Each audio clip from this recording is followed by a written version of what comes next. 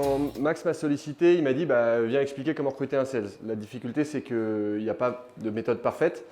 À titre personnel, j'ai recruté pas loin de 400 sales dans ma carrière en 10 ans et considère que j'ai loupé 200 recrutements. Donc on a l'impression que je ne suis pas forcément le gars le plus vertueux en la matière. Pour autant, j'en ai retiré quand même un certain nombre de pratiques. Et l'idée d'aujourd'hui, c'est d'essayer de dérouler au fur et à mesure d'un cycle de recrutement quelles sont mes recommandations, n'engage que moi évidemment, qui sont issues d'une dizaine d'années d'expérience. Donc j'ai commencé moi ma carrière chez Groupon, qui était ce que moi j'appelle régulièrement mon MBA, qui est une incroyable expérience très très orientée sales. Donc chez Groupon, il y avait 250 sales au plus fort de la bagarre. J'ai rejoint ensuite Mon Docteur au tout début de l'aventure, qui était donc le concurrent de Doctolib, qu'ensuite Doctolib a racheté. Là, on avait 120 sales sur le terrain. Pour avoir 120 sales sur le terrain, on a recruté pas loin de 300. Et on a fait beaucoup de bêtises. Et j'ai ensuite rejoint une fintech qui faisait pour le coup de la vente grand compte. Donc j'ai eu l'occasion de voir différents types de commerciaux, différents types de recrutement et d'en tirer un certain nombre de pratiques. Depuis, je suis tellement un mauvais recruteur que j'ai créé une boîte de recrutement dont je vous parlerai probablement un peu plus tard et qui s'appelle Avisio. Les erreurs de recrutement, tout le monde en a fait. Si vous n'en avez pas encore fait, bonne nouvelle, ça arrive. 71% considèrent qu'ils en ont, des recruteurs, pas des patrons de boîte, mais des recruteurs admettent qu'ils se sont plantés au moins une fois dans les 18 derniers mois. Ça a 3 effets, ça coûte cher, tout le monde le sait. Ça a une baisse de productivité parce qu'avoir des gens mauvais dans son équipe, c'est rarement une bonne nouvelle, d'autant plus que le management étant une science compliquée qui n'est pas donnée à tout le monde, et en particulier le courage de management n'est pas donné à tout le monde. Donc même quand on a des gens moyens, il y a une certaine tendance à ne pas s'en séparer suffisamment vite. Et donc on a une baisse de productivité. Et d'autre part, un élément que je rappelle souvent, c'est la démoralisation du reste de l'équipe. Avoir des gens dans une équipe qui ne sont pas à leur place, ça sape le moral du reste de l'équipe. Donc ça, c'était pour mettre un cadre bien sombre. Et il y a 4 grands écueils. Donc ce n'est pas complètement moi qui le dis, c'est principalement LinkedIn. En 2017, 4 grands écueils dans le recrutement. La précipitation, on recrute toujours trop vite et on a toujours l'impression que c'était pour hier, donc il faut aller vite, les candidats on va les perdre. C'est souvent vrai, il faut aller vite, mais il ne faut pas se précipiter, je ne vais pas vous sortir le poncif sur le sujet. Mais il vaut mieux perdre un mois et recruter la bonne personne que perdre 3 mois en ayant recruté la mauvaise personne.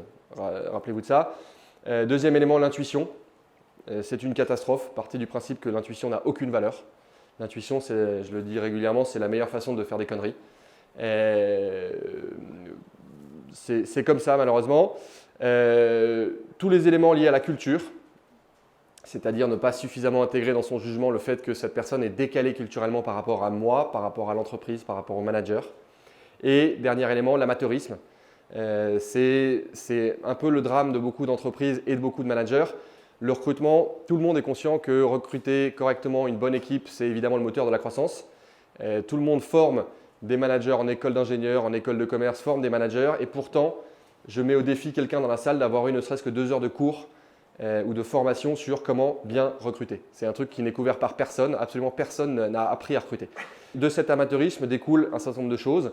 Des job descriptions qui sont vides, des process de recrutement qui sont erratiques et qui ne sont jamais les mêmes, pas de double validation. Globalement, personne n'a de modèle exact pour recruter, pas moi d'ailleurs, mais cet amateurisme, il est présent dans toutes les boîtes. Dans la liste de mes recommandations aujourd'hui, j'ai fait le choix, peut-être discutable, de faire dans le temps d'un recrutement, donc de l'amont vers l'aval. La première chose à faire, c'est de penser son recrutement. Le besoin qu'on a de dire j'ai besoin d'avoir un commercial ne suffit pas à déclencher un recrutement. Il y a une nécessité impérative à prendre le temps de s'asseoir, pas tout seul, avec son RH quand il y en a un, avec ses cofondateurs quand on a un cofondateur, avec son directeur commercial quand on a un, et de se dire spécifiquement de quoi j'ai besoin. Quel est le métier et qu'est-ce que je vais lui faire faire. En particulier, quand on n'a pas une stratégie commerciale actée, on ne recrute pas un commercial. C'est extrêmement fréquent d'avoir, notamment dans des startups, des boîtes très early stage, d'avoir des fondateurs qui ne sont pas forcément eux-mêmes d'une culture commerciale et qui se disent je vais recruter un business développeur, ça va régler mon problème, il va vendre. Très bien, mais si tu ne sais pas à qui tu vends, comment tu vends, quel cycle, quel accueil tu vas recevoir, quel est ton pricing, etc., ce pauvre commercial ou cette pauvre commerciale, tu l'envoies juste au carton, elle va exploser en vol et n'a aucune chance de réussir. D'une part parce que toi, tu n'as pas testé les hypothèses et d'autre part parce qu'elle ne sait pas ce qu'elle a à faire. Quand on a des marchés qui sont des marchés gigantesques et qui ne sont pas cadrés, etc., c'est beaucoup trop dur. Donc première chose, pensez le cadre de son entreprise, à qui on va vendre. Quelle est la cible? Quelle va être la densité de prospection qu'on va demander au commercial? Est-ce que j'ai des portes ouvertes un peu partout? J'ai quelqu'un qui me fait rentrer dans des grands comptes? Ou est-ce qu'au contraire, il va y avoir beaucoup d'inbound, beaucoup de gens qui vont arriver chez moi et donc ça sera principalement du closing? Quel est le cycle de vente? Donc la durée entre un premier contact et un closing commercial. Est-ce que la vente est reproductible? Je ne voulais pas écrire scalable pour essayer de minimiser mes anglicismes, mais il y en aura plein d'autres. Donc quelle est la scalabilité de la vente? C'est-à-dire, est-ce que c'est un processus de vente répétitif A, B, C, c'est gagné? Ou est-ce que c'est plutôt une vente consultative complexe dans laquelle il faut construire sur le long terme une solution avec son prospect? Tous ces éléments-là doivent être cadrés à 80% avant de déclencher un recrutement parce que ce sont ces éléments-là qui vont vous permettre d'écrire le quotidien du commercial, d'écrire la scorecard et donc de savoir ce que vous cherchez. Ça ne sert à rien de partir à la chasse si on ne sait pas quel est le gibier qu'on veut chasser, ou alors ça finit mal, on finit par tuer son chien en le prenant pour un sanglier. Mais pensez vraiment, passez du temps à penser ce recrutement en amont de la vente. Et ne commencez pas si vous n'êtes pas à peu près 80% sûr de ce que vous allez faire. Ensuite, vous rédigez une scorecard. Tout le monde a lu ce livre ou? Levez la main, allez-y. Qui a lu ce livre? On est face à un problème. Il faut lire ce livre, c'est un peu une bible. D'aucuns discutent un tout petit peu parfois certains détails, mais dans l'ensemble, c'est un exceptionnel ouvrage sur le recrutement. Et notamment, il théorise parfaitement bien ce que c'est qu'une scorecard et comment on rédige une scorecard qui est en fait la wishlist de ce qu'on cherche, la liste de courses de ce qu'on cherche chez un candidat. Cette wishlist, on va la construire en amont une fois qu'on a pensé son recrutement. On regarde la liste de courses et elle va nous suivre tout au long du processus de recrutement de façon générique pour tous les candidats, de façon à s'assurer qu'on les juge tous à la fois au regard du besoin de l'entreprise et qu'on les juge tous de façon équitable. Donc on construit une scorecard, c'est la liste de courses de qu'est-ce que j'ai besoin. Quelqu'un qui est très fort en prospection téléphonique, quelqu'un qui est très fort en négociation de prix, quelqu'un qui est très fort pour tenir face à la concurrence, quelqu'un qui a tel ou tel soft skills, quelqu'un qui s'entend bien avec tel ou tel environnement. Lisez ce livre et rédigez une scorecard. Ensuite, arrive le moment de rédiger votre offre de job. Sur cette approche-là, ma recommandation, c'est de savoir se mettre à la place de ces candidats. On observe très souvent, et j'en ai lu beaucoup des job desks. Quand on a créé Avisio, on a lu 750 job desks avec mon associé.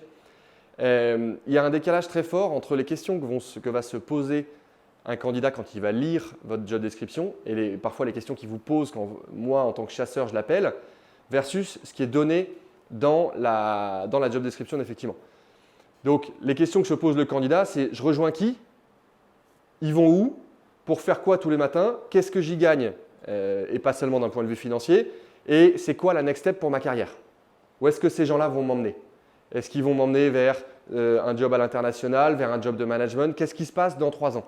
Et donc, vous en face, quand vous rédigez, pensez à ces questions-là et pensez à répondre à ces questions-là pour vous rendre attractif. Soyez humain, dites qui vous êtes. Soyez transparent et spécifique. Une société leader sur son segment, un très fort potentiel de croissance, personne n'y croit, ça n'intéresse personne. Donc soyez spécifique. Cut the bullshit, acceptez vos faiblesses, dites où est-ce que vous en êtes. Ça ne sert à rien de mentir sur les chiffres, ça ne sert à rien de masquer 20% des cadavres dans les placards. Dites spécifiquement qui vous êtes. Parlez de ce que vous proposez, mais pas seulement d'un package salarial, d'un plan de carrière, des qualités d'un manager, d'un incentive en part, d'un environnement de travail, d'un environnement technique, d'outils. Qu'est-ce que vous donnez aux candidats pour qu'il réussisse et pour qu'il s'épanouisse dans son métier? Et par les carrières, projeter cette personne à échéance un peu plus de 18 mois. Dans nos environnements, notamment les environnements tech, je ne sais pas si tout le monde est dans la tech ici, la durée de vie d'un commercial, elle est inférieure à 24 mois. C'est extrêmement court. On en reparlera quand on parlera d'onboarding, mais c'est extrêmement court. Il faut le savoir parce que ce métier de commercial, qui est un métier génial que j'ai pratiqué 10 ans, est aussi un métier extrêmement difficile, extrêmement fatigant. Donc, si vous n'amenez pas le candidat et ensuite votre salarié à se projeter sur un cycle un peu plus long, dès 18 mois, il va commencer à se dire qu'il est fatigué et au 24e mois, il sera parti. Donc dès le début, projetez vos candidats dans une logique de carrière. Et ensuite, évidemment, ça ne suffit pas de poster sur Welcome to the Jungle ou sur LinkedIn. Il faut aller un peu plus loin et il faut vous faire un peu violence. Et notamment fondateurs ou directeurs commerciaux, fondatrices ou directrices commerciales. Prenez votre téléphone, il n'y a que ça de vrai. C'est la seule façon de le faire. Et appelez des gens, appelez un maximum de gens, allez prospecter vous-même et allez chercher les candidats là où ils sont. Demandez de l'aide. Là-dessus, je suis relativement agnostique. Vous avez une fois que vous avez posté, vous avez un choix assez large entre soit je fais tout seul, ça me prendra plus de temps, ça me coûtera moins d'argent, soit je prends un cabinet qui travaille super bien, ça me coûte cher et en revanche, ça va plus vite et j'ai probablement plus de chances de réussir. Soit au milieu, je peux prendre un consultant RPO qui vient chasser en interne pour moi. Il y a plein de solutions sur le marché, mais faites-vous aider. Tout ça est une question d'équilibre entre mon urgence, ma propre capacité à faire et le temps que j'ai de disponible, et de l'autre côté, mes contraintes. Et puis, j'ai mis look around, c'est faites attention de ne pas tous faire la même chose. N'allez pas tous chasser chez Doctolib, n'allez pas tous chasser des commerciaux chez Alan. Dites-vous que les commerciaux chez Doctolib, ils reçoivent probablement 15 appels de chasseurs toutes les semaines, donc ça ne sert à rien de les appeler, à moins que vous soyez vous-même Alan et que vous ayez vous-même une marque employeur ou un package absolument incroyable. Perdez pas votre temps. Essayez d'être un peu curieux, de penser autrement, de se dire est-ce que je vais vraiment chercher une marque, est-ce que je vais chercher un univers ou est-ce que je vais chercher un savoir-faire. Je pense par exemple, il y a des commerciaux qui sont rarement sollicités par l'environnement de la tech, qui sont tous les commerciaux d'ESN, qui sont des superstars de la vente, super forts. Mais comme les ESN, ce n'est pas un environnement sexy, on ne les appelle pas. Appelez ces gars-là, ce sont souvent des grosses stars et qui peuvent très très bien performer dans les environnements tech. 4 points à valider chez un candidat. L'adéquation entre ses attentes et ce que vous proposez. Est-ce qu'il va y avoir un match?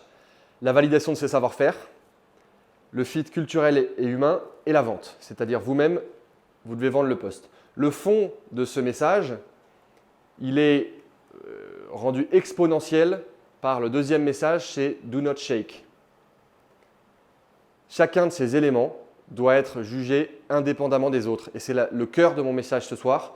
Si vous voulez planter un recrutement, mélangez tout ça. Faites tout ça en même temps. De façon à ce que le fit culturel rejaillisse un peu sur les hard skills. Comme je l'aime bien, je ne regarde pas trop ce qu'il sait faire. De façon à ce que la vente ne rejaillisse pas trop sur le jugement. Comme j'ai très envie qu'il vienne, je ne vais pas trop vérifier s'il est bon. De façon à ce que sa bonne gueule ne rejaillisse pas trop sur le reste. Comme il a une sale gueule et que je n'ai pas envie de le voir à la machine à café tous les jours, je ne vais pas vraiment vérifier que c'est le candidat parfait. Dans la construction de votre processus de vente, dans l'intégralité de son parcours, vous devez impérativement penser à séparer ces 4 éléments. À la fin de votre processus de vente, vous devez être capable de mettre une coche à côté en disant oui, c'est ça qu'il cherche. On est dans le bon timing et c'est ça qu'il cherche pour sa carrière. Oui, il est bon et je l'ai testé ou je l'ai fait tester. Oui, on fit. Il fit avec ma culture de boîte, il fit avec moi, il va fitter avec le manager, il va fitter avec l'équipe. Oui, on s'entend bien. Et oui, il a envie de venir parce que je lui ai vendu le poste, je lui ai vendu l'avenir, je lui ai vendu la vision de la boîte. Si vous en avez la possibilité, ma recommandation forte, c'est que chacun de ces 4 points soit jugé par une personne différente. Et surtout, si vous avez la possibilité, c'est-à-dire si vous êtes au moins 4 dans votre entreprise et qu'au moins 4 impliqués dans ce recrutement, faites en sorte que les doutes de l'un ne se transmettent pas à l'autre en amont des entretiens. Donc, pour la faire courte, souvent, adéquation des attentes, c'est ce qui s'appelle le call de screening. C'est généralement les RH qui font ça. La validation des savoir-faire, soit vous passez par Avisio, c'est mon métier, vous faites appel à un manager extérieur, soit vous avez vous-même un directeur commercial ou vous-même vous êtes un commercial très fort et vous allez faire de la mise en situation, vous allez tester ses capacités commerciales. Le fit culturel et humain, c'est parfois l'entretien fondateur ou l'entretien avec l'équipe. Et vendre le poste, c'est toujours le hiring manager qui doit le faire. C'est toujours le hiring manager qui doit le faire. Le manager qui demande à son RH, vas-y, appelle-le pour lui faire une offre, c'est dehors. C'est pas possible. C'est juste une faute de goût absolument terrible. C'est comme si c'était la la mère de votre conjoint ou de votre conjointe qui venait vous demander une disponibilité pour une date. Ce n'est pas possible. Il faut créer un relationnel. Donc, il faut impérativement que ce soit le hiring manager qui va vivre avec ce candidat, qui assume le fait de dire « je te veux, viens dans mon équipe ». Surtout, ne mélangez pas les genres sur cet environnement-là. Comment bien se planter? J'ai commencé à en parler. Écoutez son instinct, ça ne veut rien dire. L'instinct, c'est vraiment, ça ne veut rien dire. Je le sens bien, oubliez. Précipiter le process. On ne saute pas une étape sous prétexte que le candidat met la pression. Si on loupe le candidat, il y en aura d'autres. Mais ne précipitez pas le process. Porosité des entretiens, c'est-à-dire transmettre ses doutes. Quand le premier entretien, elle a un doute et qu'elle dit à l'autre « Est-ce que, s'il te plaît, tu peux vérifier ça ?» Ben vous êtes assuré que la deuxième personne qui recrute ne va se concentrer que sur ça. Et elle va chercher la faute, comme au permis de conduire, quand on cherche les fautes. Ce n'est pas positif, ce n'est pas une bonne manière de se mettre dans une écoute de candidat. Et faire comme les autres, c'est-à-dire, regardez, mon concurrent, il a recruté des candidats comme ça, donc je vais faire pareil. Okay? Ne jugez qu'en fonction de vos propres besoins. 4 points sur lesquels, pour le coup, c'est un peu différent et certains vous étendront peut-être. Il y a 4 points que je vous recommande d'ignorer, de ne pas prendre en compte. J'ai encore eu le débat tout à l'heure avec un copain. Il connaît le secteur, donc je le recrute. Il connaît tout le monde dans le secteur. C'est une fausse bonne idée. D'imaginer qu'on va s'acheter des clients parce qu'on va s'acheter un commercial est une bêtise. D'une part parce que les clients ne sont pas des imbéciles et que la plupart du temps, même s'ils aiment bien le commercial qui leur a vendu quelque chose, ils ne vont pas aller chez le concurrent juste pour le commercial. Ce n'est pas vrai. Et d'autre part parce que ça va vous aveugler. Se dire oui, il est parfait parce que c'est un sales de chez mon concurrent ou c'est un sales d'un environnement connexe, c'est une bêtise. Ça va vous aveugler et ça va faire en sorte que précisément dans les 4 points, vous n'allez en regarder qu'un. Le gars, il arrive, vous arrivez ici soit à l'attraper en chasse, soit il a postulé chez vous, vous vous dites c'est gagné, maintenant il faut que je le close. Vous venez déjà de sauter 2 étapes, donc vous allez vous planter. Il vaut largement mieux un excellent commercial à qui vous allez apprendre les ficelles de l'industrie, plutôt que quelqu'un qui connaît par cœur l'industrie mais qui est un très mauvais commercial. À titre d'exemple, quand j'étais chez mon docteur, j'ai essayé sur une promotion de sales de recruter des visiteurs médicaux. En me disant, on va prospecter des médecins, les visiteurs médicaux, ils ont même un diplôme pour aller prospecter les médecins, ils connaissent des médecins par cœur, ils savent faire de la vente de terrain, allons-y. J'en ai recruté 4. En un mois, les 4 étaient dehors. Pas tous de ma faute. Hein. Ce n'est pas tous moi qui les avais sortis, il y en avait qui étaient partis tout seuls. Pour une raison très simple, c'est que certes, ils connaissaient par cœur, ils savaient qu'il fallait dire docteur ou professeur selon le diplôme, ils connaissaient tout par cœur. En revanche, ces gens-là n'avaient jamais prospecté. Parce que quand on est représentant d'un laboratoire mondialement connu, on ne prospecte pas. On a une légitimité à rentrer dans un cabinet médical, on a même parfois des créneaux de rendez-vous réservés. Donc, on ne prospecte pas. Chez moi, mon docteur qui n'avait aucune légitimité, pour eux, la prospection, c'était trop dur. C'était l'enfer, ils ne savaient pas faire, ils n'avaient pas les acquis. Et donc, je me suis planté dans la grande largeur. Donc, c'est un très bon exemple pour lequel j'attire votre attention. Le secteur, c'est bien. Si vous avez un super sales qui vient du secteur, c'est génial. Mais c'est un nice to have, ce n'est pas un must have. Deuxième élément, il vient d'une bonne maison. Idem, effectivement, quelqu'un qui a fait ses armes chez Xerox, c'est souvent une bonne idée. Quelqu'un qui a fait ses armes chez Groupon, c'est toujours une bonne idée. Mais ne survalorisez pas ces éléments-là parce que, d'une part, quelqu'un qui sort sales de chez Xerox après 10 ans, il faut aussi se poser la question de pourquoi il est toujours sales chez Xerox. Est-ce que c'était vraiment le meilleur sales chez Xerox, même si c'est une très bonne maison? Et d'autre part, les pratiques d'une maison ne sont pas forcément réplicables dans une autre boîte. Ne survalorisez pas cet élément. Il n'est pas cher, il ne faut vraiment pas entendre cette phrase. Quelqu'un qui n'est pas cher, ça ne veut rien dire. Si ça se trouve, c'est qu'il se sous-valorise. Et là, je vais dire quelque chose qu'on me reprochera peut-être, mais je pense notamment aux filles qui se sous-valorisent très, très, très souvent en recrutement. Ne prenez pas ça en compte. Il n'est pas cher, ça ne veut pas dire que c'est une aubaine. Okay, donc ne prenez pas ça en compte. Évidemment, ça sert ma paroisse de dire ça, mais il vaut mieux quelqu'un de cher et de bon que quelqu'un de pas cher et pas bon. J'enfonce une porte ouverte, mais assurez-vous que vous ne prenez pas trop ça en considération. Et enfin, c'est un pote de pote. Là, vous avez l'assurance que vous allez vous tromper. Quoi qu'il arrive. Et non seulement vous allez vous tromper, mais en plus, comme c'est un pote de pote, vous allez avoir du mal à le sortir quand vous réaliserez qu'il n'est pas bon. Et en plus, vous allez vous brouiller avec votre pote. Enfin, testez techniquement un commercial. Le prochain qui fait cet exercice de vendez-moi un stylo, on sort et on s'explique. souvent, malheureusement, la culture générale en business développement des entrepreneurs français est mauvaise. Elle est très souvent très mauvaise. Et donc, on commence son recrutement avec des stéréotypes absolument terribles, genre le loup de Wall Street, en se disant j'ai besoin d'un gars qui parle bien, qui a beaucoup de charisme, d'une nana très jolie, d'un gars bien coiffé qui fait gendre idéal.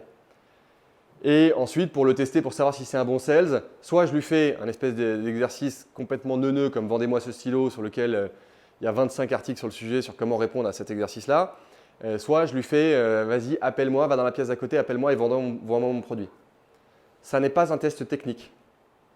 Le commercial, la fonction commerciale est une fonction technique. C'est une fonction qui malheureusement est jugée très souvent sur du soft skills, sur du ressenti, sur de l'apparence, sur de l'impression générale.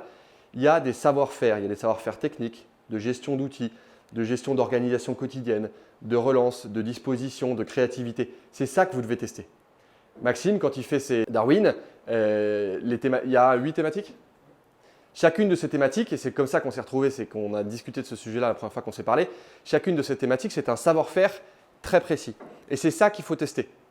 Donc, soit vous le faites faire par quelqu'un qui sait le faire, genre Avisio, soit vous le pensez vous-même de façon juste un peu plus proche de la réalité que vendez-moi ce stylo.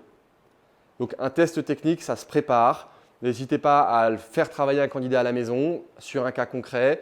Mais en tout cas, passez-y du temps et n'imaginez pas que juste un faux appel faké dans la pièce d'à côté, vous avez l'impression que vous l'avez testé. Non, vous ne l'avez pas testé. Ou éventuellement, vous avez testé sa capacité à être poli au téléphone et à avoir un peu d'entrain, mais ça ne fera pas de lui un commercial.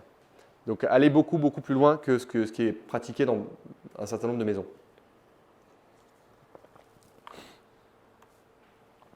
Et rédigez. Rédigez et écrivez énormément de choses. Vous devez évidemment rédiger, j'en ai parlé, la scorecard. Vous devez aussi rédiger des comptes rendus d'interview.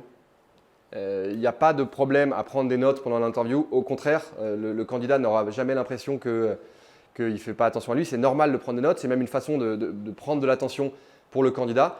Vous devez écrire de façon à ce qu'à la fin, quand les 4 personnes qui ont fait les 4 entretiens dans le setup idéal que je vous ai recommandé, se retrouvent, personne n'oublie rien et tout le monde puisse confronter ses notes. Écrivez, gardez en mémoire. Ensuite, surtout, vous n'oubliez pas d'effacer pour les RGPD. Mais écrivez, rédigez. Idem pour les job desks, passez-y du temps, soyez complet, dites tout. Et une fois que vous avez tout rédigé, c'est la condition pour repeat et avoir non plus un recrutement, mais un processus de recrutement qui va continuer parce que vous rédigez, parce que vous avez du contenu, parce que vous avez de la richesse éditoriale autour de ce recrutement et que vous ne répéterez pas une erreur, vous renouvellerez les succès parce que vous avez un book d'opérations que vous rééditez pour chaque recrutement. Éradiquer l'orgueil. You don't know, you don't think, you don't feel. Ça recoupe avec ce que je vous disais sur l'intuition. Vous ne savez pas recruter. Je ne sais pas recruter, je n'ai pas de talent en recrutement, ça n'existe pas le talent en recrutement, je n'ai pas du nez, ça n'existe pas. Je ne pense pas quelque chose, non, je pense qu'il est comme ça, non, ça n'est pas une réponse, et encore pire, je ne sens pas quelque chose, ça n'existe pas. La seule chose sur laquelle vous pouvez vous appuyer, c'est j'ai écouté, j'ai noté, j'ai compris, j'ai creusé, j'ai relancé. Qu'est-ce qui fait que Bourdin est un très grand intervieweur, c'est qu'il relance jusqu'à ce qu'il obtienne le buzzword qu'il voulait pour son émission et qui va émouvoir Twitter toute la journée. C'est ça le talent d'un grand intervieweur. C'est d'aller chercher l'information là où elle est et pas de ressentir. J'ai senti qu'il n'était pas à l'aise. Qu'est-ce que ça veut dire? J'ai senti qu'il n'était pas à l'aise. Donc c'est un mauvais commercial, peut-être que tu l'as mis mal à l'aise. Posez la question, pourquoi tu es mal à l'aise? Je ne te sens pas complètement dans ton assiette, est-ce qu'il y a quelque chose qui ne va pas? Est-ce que tu as une question? Allez chercher l'information là où elle est. Et you don't know, you don't think, you don't feel. Ça n'a pas sa place dans le jugement. Quand vous commencez un entretien, vous savez ce que vous venez chercher parce que vous avez une scorecard. Vous savez à quoi vous allez vous cantonner. Moi, mon job aujourd'hui, c'est hard skills. Moi, mon job aujourd'hui, c'est fit. Moi, mon job aujourd'hui, c'est entretien de screening. Ou moi, mon job aujourd'hui, c'est closing. Et je ne mélange pas les genres.